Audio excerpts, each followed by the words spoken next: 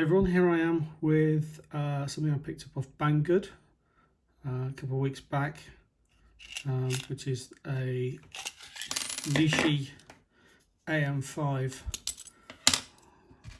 pin tumbler lock picking tool, which will ease picking locks using the American Lock AM5 keyway. So things like this American Lock 1100 series. And I thought I'd give you some of my views on it. I mean, there are a number of reviews out there already from the likes of Bosnian Bill and others, but I thought I'd give you some impressions, what I think. Now, I've got some locks here that sort of do the AM5 keyway. Definitely this American Lock does, this base padlock does, and this tool fits in both of those. Now, I've also got a number of other, I've got a number of other locks here, like this Matlock and this PacLocks, and then this random core, which I'm not sure where it comes from. And whilst it's interesting that the idea behind the Matlock is that the AM5 key fits in here, and also the PacLocks, the AM5, this by the way is from Lockpicking Gal, key also fits in here. The tool itself doesn't seem to. It kind of like, it's on this Matlock, it seems to be just a little bit too thick, and that does actually fit into, it goes into the keyway, but then will it go all the way in? And yes, actually it will go all the way in. So that's interesting. So that one will fit this PacLocks. Whether it'll work on it, I don't know. When I say all the way in, what I mean is you've got this sort of like nub here that needs to be flush against the very base of the lock. So let's see if it will fit into this one here. No, it won't, although the AM5 keyway does. So with this one, again, a bit like the Matlock, it's just a little bit too wide. And I suppose you could want to, you could, if you so wish, to try to, chamfer it down, but of course you might break your tool. Over on the all, I mean, I do think, oh, this is going to be a knockoff, but this appears to be a genuine one. I would say appears to be. Obviously, it's got a label that could quite happily be faked if necessary, but it does seem to be fairly genuine, and it certainly does work. I mean, the tool itself works in a very interesting way, where you use this to tension, and then you basically use the, if you like, the pick to gently manipulate the pins up and down. And it does remind me of like those Sputnik picks that you may have seen, where they're in fact every single pin has a wire which you can then twist individually, but this obviously is fairly manual, and just manipulates one pin at a time, much in the same way that their auto locks do, where manipulating the slides into place one at a time.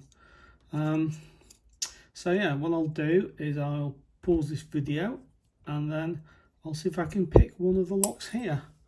What I might do is I might pick this monster ace lock, see if we can get that open. Unfortunately, can't pick that one. I might have another go later on at picking Lockpicking Gal's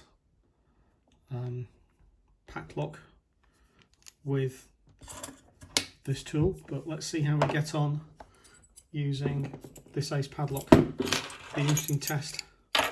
So just going to put everything in the vise. I'll be back in a minute. Back again. Here we are. We've got an ace padlock.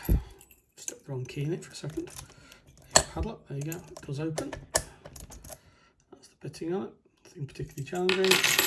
So let's have a go with this and see where we get. Now, tool itself, as I say, we've got the bottom half here mimics the key, and that's going to provide the tension. So the bottom of the key, and then the second part basically is a pick that moves up and down one at a time. and obviously we've got this prong that goes in there, which is kind of like providing keyway, top keyway tension, so it's not stressing or torquing the lock, torquing the tool rather. It's called a 2-in-1 lock, 2-in-1 pick, because it allows us to not only pick the lock but also decode it, because we've got the various different cut depths here. So you can see on this side these marks, graduations of 1357, on the other 2486 on what would be an American lock. Obviously I don't think we can equate this completely to the ace padlock, but anyway, the reason why it's just dropped down is that there is nothing in chamber 6. Chamber 5 is springy. 4, 3, 2 and 1. Right, so let's give it a go. Tension is provided by, well, one of two methods. I've seen some people who prefer to use tension on this provided tension turning tool. Some people prefer to actually just tension off the actual body of the tool itself. I'm going to give it a go for this one. Not too heavy on the tension. Click of 5, click of 4, nothing on 3, nothing on 2, nothing on 1. Let's go back. 5 feels a bit set, 4 is.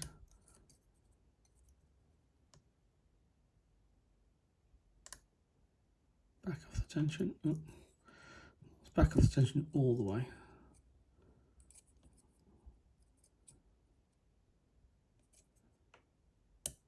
Nice click of 4.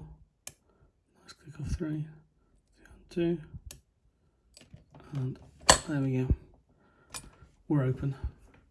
Nice and smoothly with no particular dramas.